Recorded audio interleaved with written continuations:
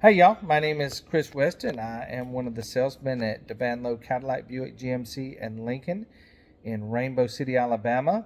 And I wanted to take a few minutes and talk with y'all about something that's kind of heavy on my heart. And please forgive me, this video, like all the rest of my videos, I am not some slick, fast talking salesman. I'm just a good old country boy, and when I talk, I don't do anything fast, and when I talk, it's slow, and I've got a lot of ums and ahs and stuff, so I hope you'll forgive me. None of this is scripted. This is all coming from my heart. And like I said, there is something that's heavy on my heart. And what that is I love my job selling, Cadillacs, Buicks, GMCs, and Lincolns are the four new lines of vehicles that we sell at Devan Lowe. But we also sell a lot of pre-owned vehicles of all makes and models, you name it. And but I wanted to take a few minutes and just talk to you about what's on my mind.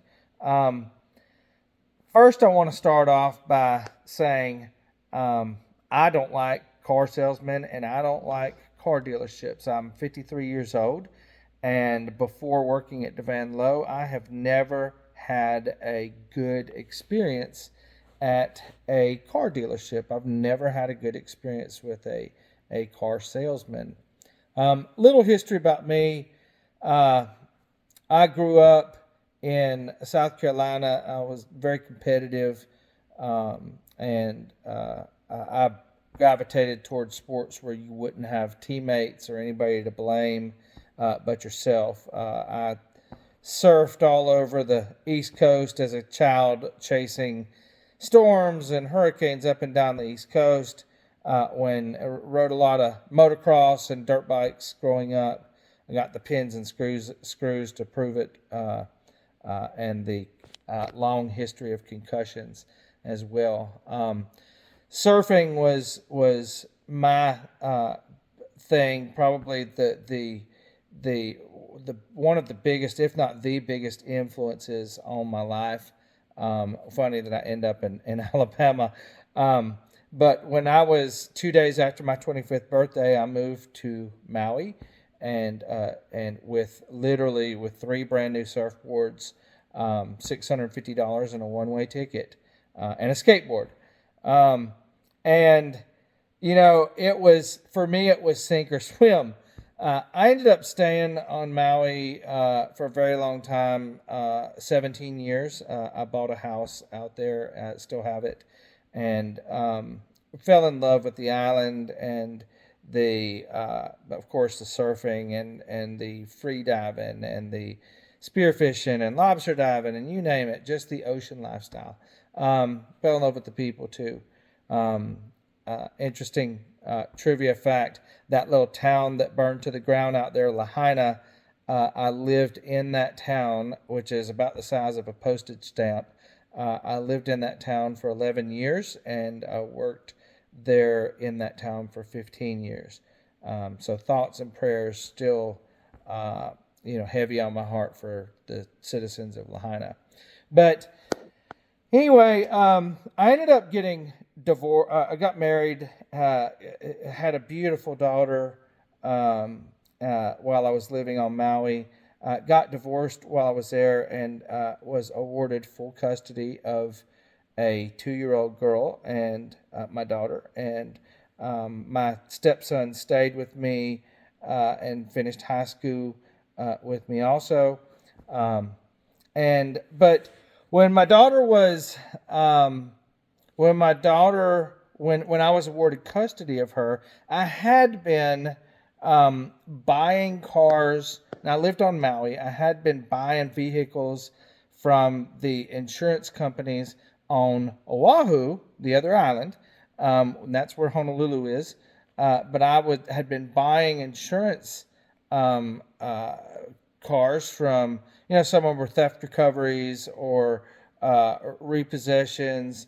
Some of them had, light damage and salvage titles. I would fix the title and whatever issues were wrong with the vehicle, and on Oahu, and I would put it on a barge for Maui. For my recollection, is about $120, and then I would drive it around on Maui until it sold, and I would grossly undercut the dealers, which there's only probably three or four dealers on Maui, and in those days anyway, and I would undercut them, and was able to, I had been doing it as kind of a hobby for years, but then of course when I got custody of my little girl, I was faced with the decision of, do I continue working at the resort, and basically paying somebody else to raise my daughter, or do I figure out a way to work from home and raise her myself? So I started selling cars full time myself that way, and it was a great living. It was a really I also, when I bought my house, which I couldn't afford it when I bought it, I divided my house into 4 units out there, and I lived in one and rented the other 3 out.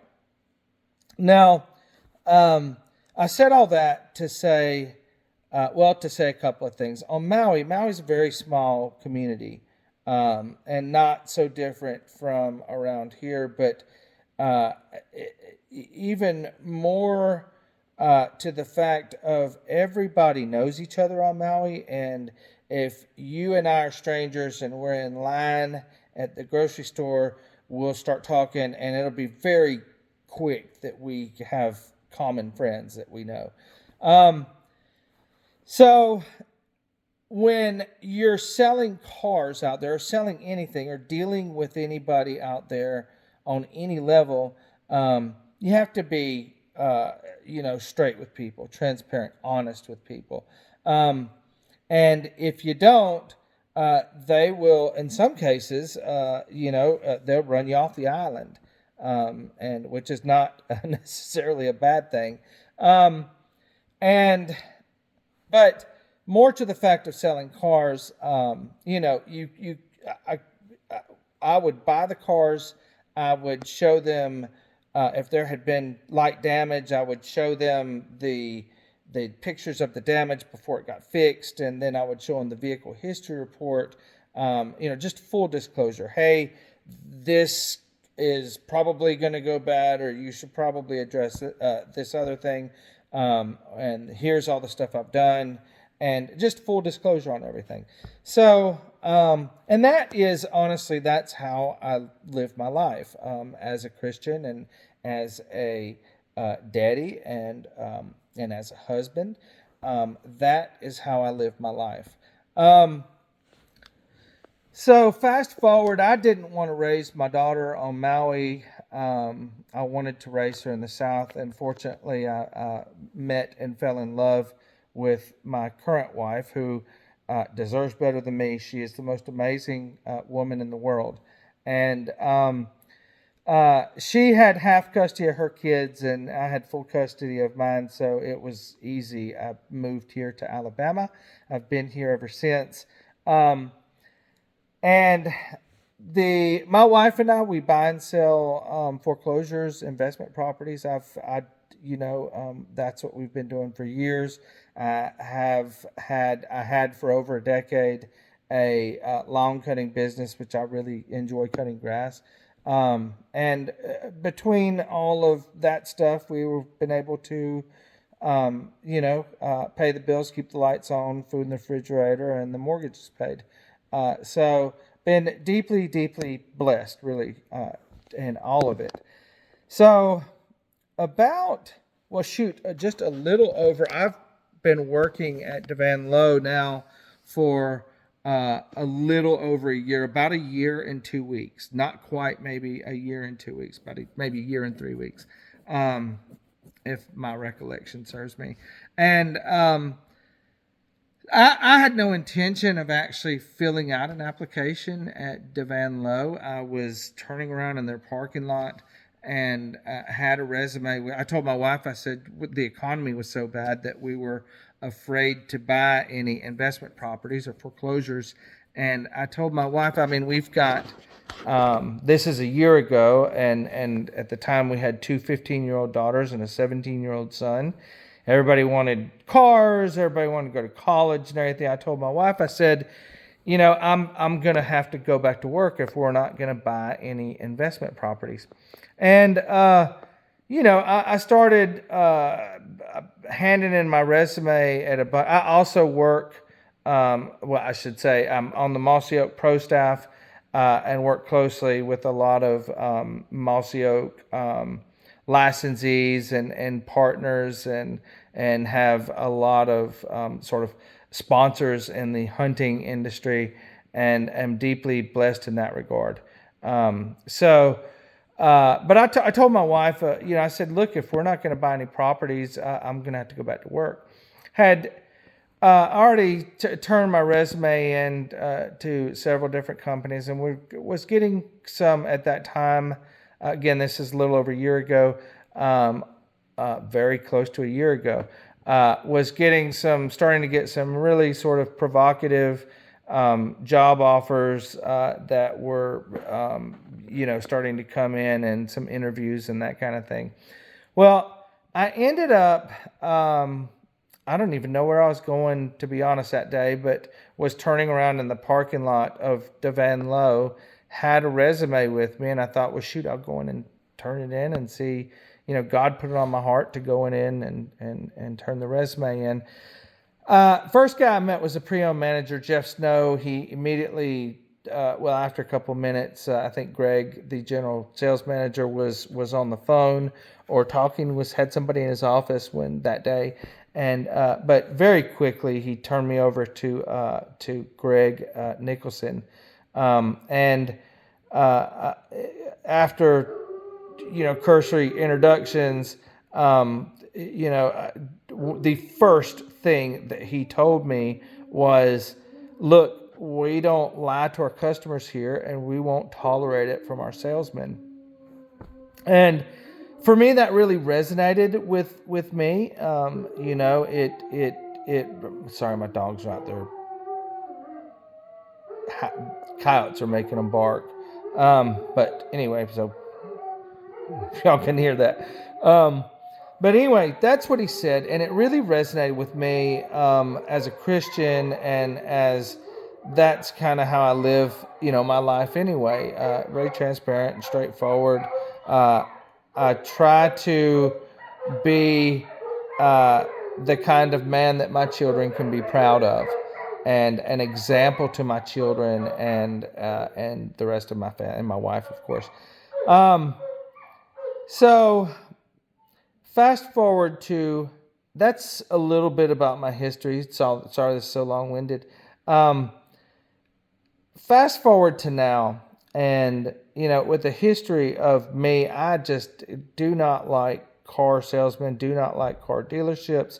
The year that I've been at Devan Lowe has been amazing. Everything that I've seen behind the scenes has only reinforced what Greg told me in the first 2 or 3 minutes, that Devan Lowe is committed to transparency, honesty, integrity, all of these things that I try to, put first in my personal life, behind God. These things, this is what's important to the owner of Devan Lowe, who is this amazing, fantastic woman named Kendall Lowe. So and I want to tell you about sort of the business model at Devan Lowe. I put a lot of ads for vehicles, different places, social media, you name it.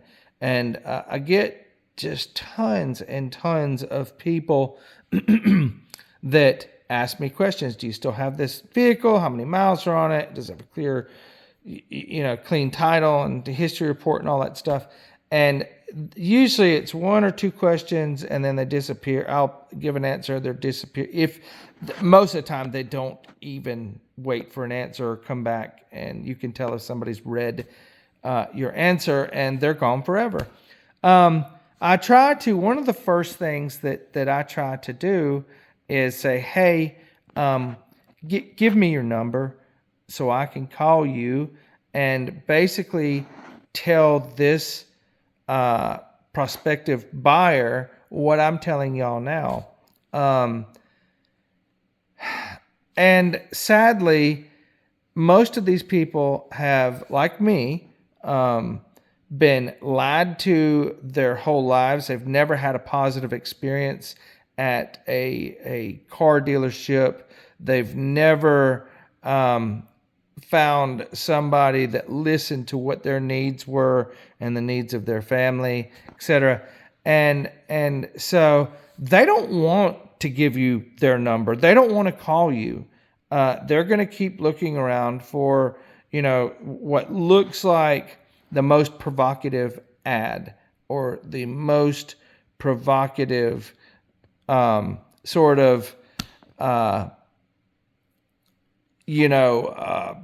attention grabbing deal of a lifetime, that's been advertised by a dealership. And then when they get there, they realize there's all this crazy, goofy, fine print. And they find out about all these crazy fees and taxes and the vehicle that they were advertising is gone, but and so it's always all of this sort of chicanery, all of this stuff, and it makes people hate car salesmen. It makes people hate car dealerships. I am one of those people. And so for me, I always try to basically sit down with the person over the phone, if that makes any sense, and tell them all of these things and say, look, Devan Lowe is an alternative to all of the things that you hate about car salesmen, all the things that you hate about the experience of buying a car. Devan Lowe is an alternative to that in almost virtually every single way. Devan Lowe, there's no fees, and you may understand what I'm talking about. They'll call them doc fees or dealer fees or admin fees or processing fees or kick in the teeth fees, for crying out loud. The way that works is if a dealership has ever charged one of these doc fees, then they are legally required to charge it on every single car that they sell. At Devan Lowe, they have never had these fees.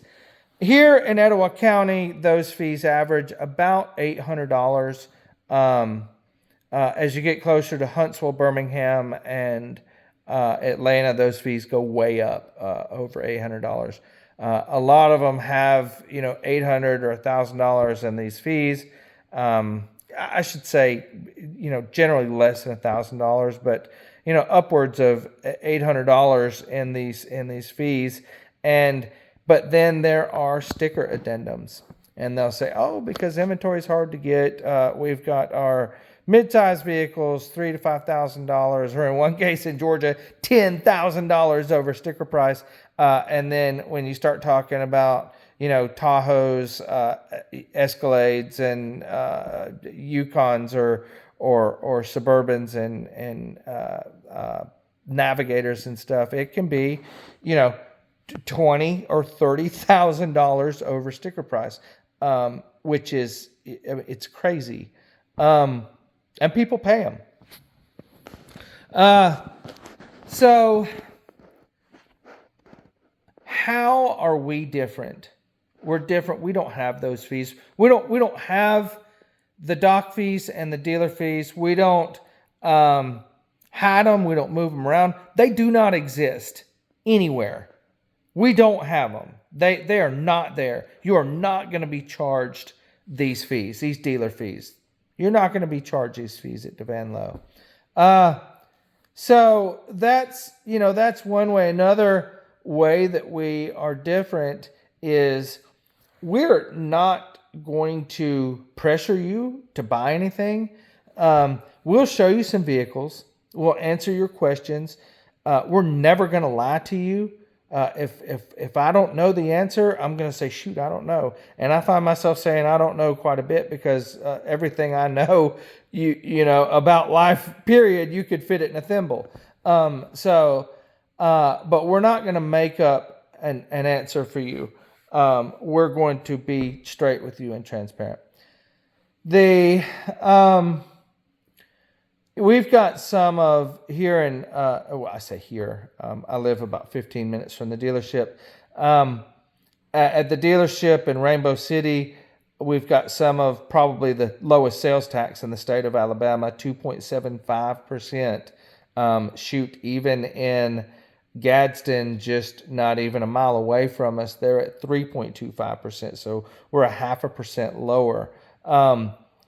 And of course, when you get to, again, Birmingham and Huntsville, those taxes are that sales tax, it goes way up generally. We've got low tax. We don't have the fees. And our vehicles, for the most part, our vehicles are going to be MSRP minus whatever incentives or rebates we might be offering organically from the dealership, or that the owners decided that we're going to cut prices, that we need to sell some extra units to make our, whatever quota of however many GMCs right now, or Buicks right now. We've got good sales on both GMCs and Buicks. Those incentives and rebates and sort of organic sales change every month. And we never know what they're going to be from one month to the next. So we don't have the fees. We're honest. We're straightforward. We've got some of the lowest sales tax in the state of Alabama. We're not going to pressure you to buy anything. As a matter of fact, I'd love to talk about that for a minute. Regarding pressuring people, I am actually the opposite. Business is so busy for us, and it's just, we have very, very brisk business. It's just very, very busy. And so normally, if you and I are talking about a vehicle, I'm also talking to several, probably other potential buyers. That's just how hot the market is right now, in spite of high inflation and dwindling inventories at some places. It's just a very brisk market, and this is the busiest time of the year to buy a car, between now and the end of the year, and the best time to buy a car, frankly. But having said all that, I'm probably talking to 2 or 3 or sometimes 5 different people about one model that we have, one particular vehicle. And then we've also got 4 other salesmen who are doing the same thing. So not only, the oldest probably trick in the book is, hey, you better come down here right now because we've got somebody else, interested in that vehicle. And I find, and that is true. I find myself, and if you were to talk to any of the people that I've sold a vehicle to, they'll tell you, the minute they agree to buy the vehicle or put a deposit down on a vehicle, I'll tell them, I'll say, you dodged a bullet, because we are, in some cases, minutes away from taking a deposit or selling the vehicle to another person. And that is not the exception. That is the rule. There is, if you are thinking about a vehicle, there are a lot of other people who are a lot further along in that thought process than you and ready to pull the trigger. And not, and so I find myself, it's all I can do not to tell somebody, hey, if this is what you've been looking for, come down here right now and get it, or put a deposit down on it and come get it tomorrow. If you're out of state or who knows what.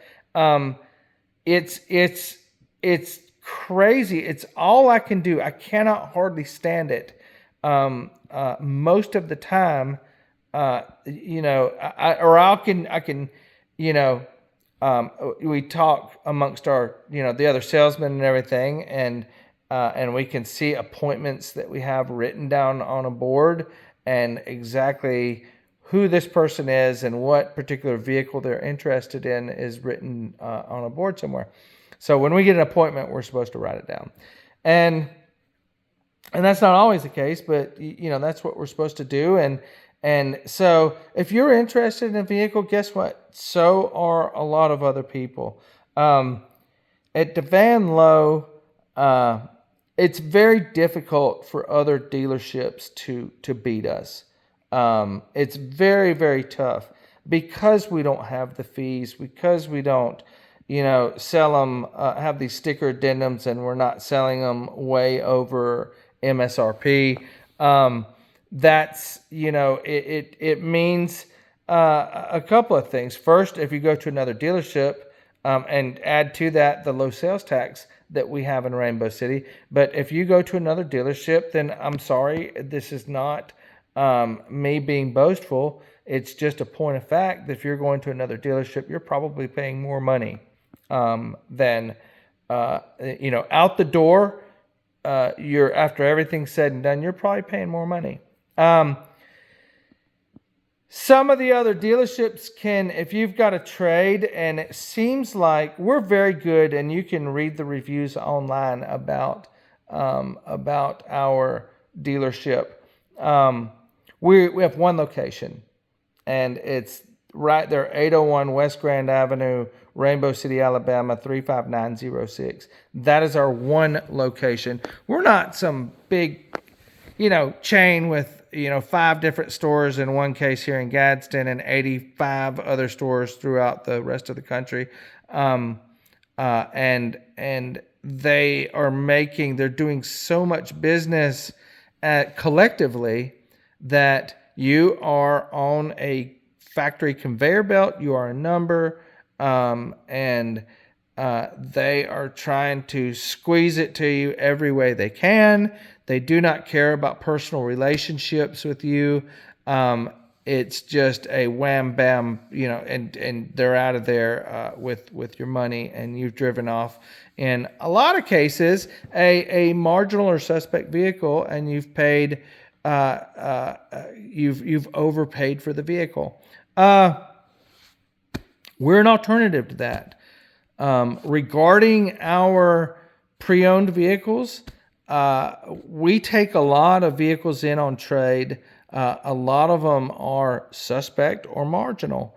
And I'm going to tell you, we run everything through our service center. If it ends up on our lot for sale as a pre-owned vehicle, it is something that we have all the confidence in that is a great vehicle, great value. We've already talked about some of the value and the lower costs of our vehicles. If it's suspect or marginal in any way, we don't have it on the lot for sale at all. I'm sorry, we just don't. We can't afford, for us being a one location, family-owned, female-owned business, we can't afford the hit that we would sustain in our reviews. I took in a marketing class one time, and they were saying that if somebody has a positive experience at your business, they might tell two or three people, maybe four people. If someone has a negative experience at your business, they're going to tell on average 13, 14 people. And the first thing they're going to do is they're going to go and they're going to make negative reviews. They're going to say, oh, they lied to me and they sold me a vehicle. They knew it was a lemon. And of course I drove it. As soon as I drove it off the lot, the thing broke in half, and they knew that there were issues with it. That's the nature of that's what people do. I am one of those people. If I have a bad experience somewhere, or if somebody lies to me or sells me an inferior product, I'm going to make a bad review. I don't know if you've noticed my shirt. It says Mossy Oak Pro Staff. I'm on the Mossy Oak, proud to be on the Mossy Oak Pro Staff. And a big part of what I do is review hunting products and make content for hunting products and that kind of thing. And that's how I got involved in the hunting industry, is I was making reviews of hunting products. And so, if I've got a bad experience or somebody lies to me about a product that I've made an investment in, then I'm going to be angry and I'm going to make some bad reviews also. So that's human nature. We can't afford that. We can't afford to do business like that. So for us, it's a long game. It takes longer. We don't get as much money for our vehicles as the other dealerships do. Out the door, we're making less money than everybody else around us. Somehow, we have found a way to stay in business for over 40 years. And how we've done that is by exactly what I am now at 32 minutes of explaining to you, is we put the customer first. We don't lie to you. We're very transparent. We don't try to beat you to death and nickel and dime you to death and turn you upside down and shake all the coins out of your pockets. What we're doing is we're offering you a fair deal on a vehicle. Having said all that, if you go to another dealership, there's a very good chance that they might offer you more for your trade-in. I'll give you a perfect example of that, and we'll circle back around. I had a amazing woman come in with her husband. This has probably been 2 or 3 months ago, probably 3 months ago now, and 2.5 for sure. And she called in or forgive me, I apologize. She came in, was asking about the Buick Enclaves, which, by the way, Buicks are amazing, but I digress. She came in to ask about the Buick Enclave, which is probably my favorite vehicle that we've got, either the Buick Enclave or the Buick Envision. And anyway, she fell in love with the vehicle. We gave her a great deal on the vehicle, way under sticker price. We gave her a fair deal on her trade-in, which, by the way, for a ballpark on your trade-in, we're going to be probably around fair condition trade-in value on your pre-owned vehicle. And so we had given her a fair price on her vehicle, a great price on our vehicle, and we're very confident in that. She said she'd come back Friday with her husband and probably buy. However, Friday came along, and Friday morning she called me and she said, hey, I'm just a few minutes away from this other dealership, and they have actually offered me more for my trade-in. And I said, no problem. Get the VIN number of their their vehicle so that we can make sure that their vehicle and ours are the same exact vehicle. And then get their demand from them their best out the door price. And I told her right then, I said, we are not coming down on the price of our vehicle, nor are we going to offer you more for your vehicle. We gave you a great price on both. And So sure enough, she called me back a little while later, and she said, "I'm on the way. I'm gonna buy that Buick Enclave Avenir that we drove last Monday." And in the end, our vehicle, after looking at both VIN numbers and going down line by line to making sure they're the same vehicle and everything, ours was, I want to say, probably $600 more because of the paint. But they definitely offered her more for her trade-in, but we were still $1,500 better out the door. So, and in the end, that's really what matters, is out the door. Now, they could offer her more for her vehicle on that side because they've got $800. Forgive me, on that particular dealership, I want to say they're probably $500 or $600 in dock fees, but they've got $500 or $600 in dock fees, higher sales tax. And they've got sticker addendum, so they're selling their vehicles over sticker price. So it's very, very difficult to beat us out the door. Yeah, they can beat us on their trade. It's heartbreaking because people will call me and we'll develop a relationship, and they'll end up saying, "Oh, so and so offered me more for my trade-in." And I know what's going to happen. Another dealership, they can tell you anything they want. But when you get in there and you sit down with them with all their fees, sticker addendums, and high taxes, it's a shell game. They're moving money around and leaving that money or more somewhere else. And by the time you get out the door, you've seen so many numbers and they've told you so many different fees that you don't know what you're paying for. You don't know what is, you can't really tell by then. And that is part of their routine, is they are deliberately confusing you, causing you to lose sight of the only thing that really matters is the out the door price. And how about that personal relationship? I had a amazing young couple come in today, and this is Saturday the 28th of October.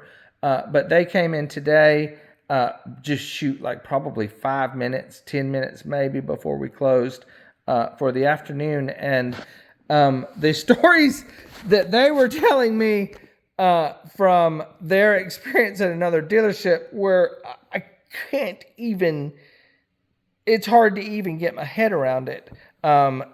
But they're being charged fees for this, fees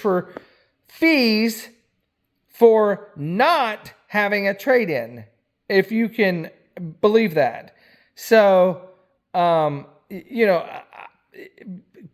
crazy stuff. It's always crazy stories. We don't treat you like that. You're the most valuable part of the equation. I get a lot of customers that come in and say, "Oh yeah, I told them what I was interested in, and they immediately showed me something else." What I'm going to do is I'm going to say, "What exactly are you looking for? How many people are in your family?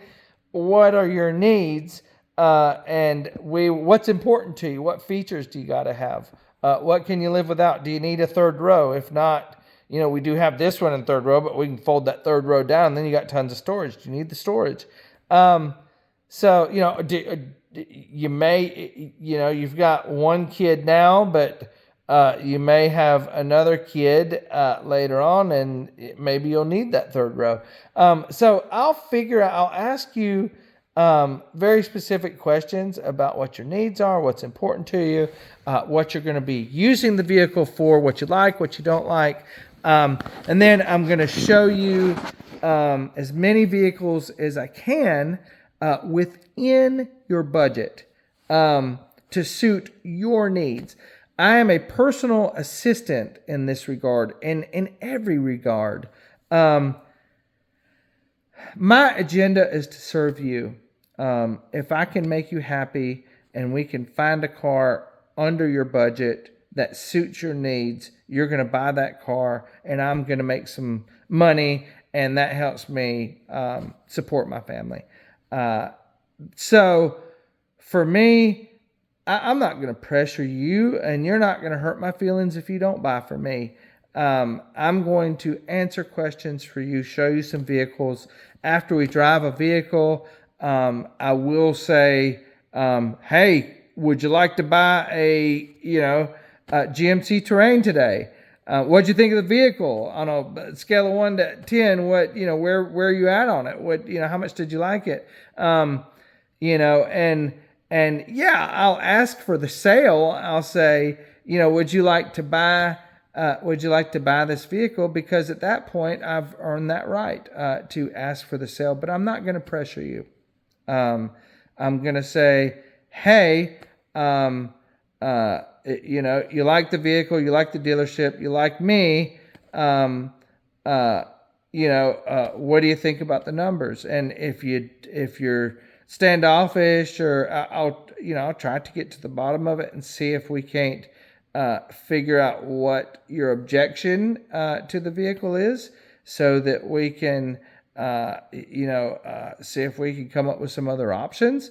But I'm not going to pressure you. You make up your own mind about if you want to buy the vehicle or if you don't.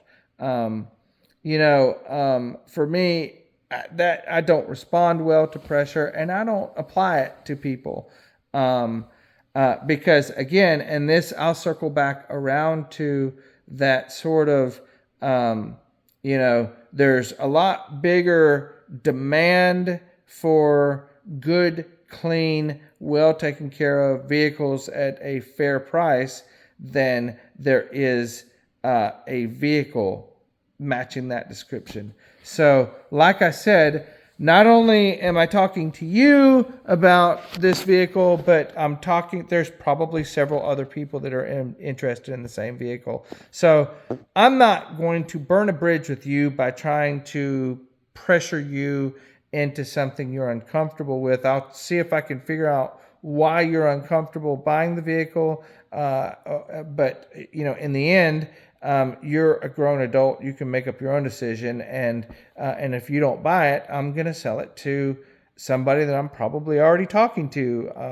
about that vehicle. So it's not in my best interest to pressure you, or certainly would never lie to you. It's not in the dealership's best interest for that, because then when you go to look at your next vehicle, if you don't buy this one, or even if you do buy this one, when you go to buy another one, you're not going to want to come and talk to me, because if I'm pressuring you and been dishonest in any way, that's going to leave a bad taste in your mouth.